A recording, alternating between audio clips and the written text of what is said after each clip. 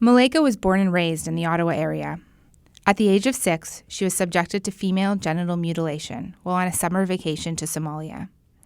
Reading this Toronto Star story moved her to reach out to Yasmin Muhammad, who was cut in her native Ethiopia at the same age.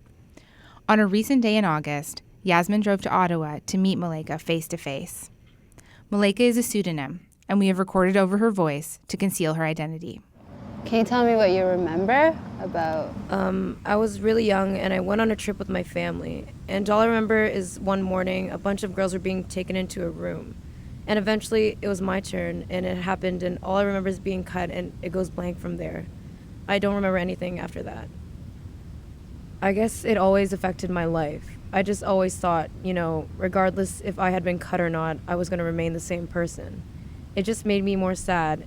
And, I was always saying, why am I being, why was I being punished for this when I was going to end up being the same? It just had consequences on my trust as well, who I trusted. It was very hard for me to tell the one friend that I had told. It took my whole life to tell her about it. I didn't speak on it. I was told not to speak on it. So my confidence, my trust, I think those are the two things that impact me the most. Even for me too, meeting you, who is my age, we come from the same cultural background, and a lot of the things you shared with me were the exact same, how I frantically went to do all this research and trying to figure out answers and to learn more about it. I think it just makes me the most mad because it could have been avoided for me. I wasn't even born there. There was a possibility for this not to happen to me, but, it doesn't mean just because you're born in a Western country that it's not going to happen, Girls get sent there on vacation all the time. Or, you never know the practice could be done in the country itself.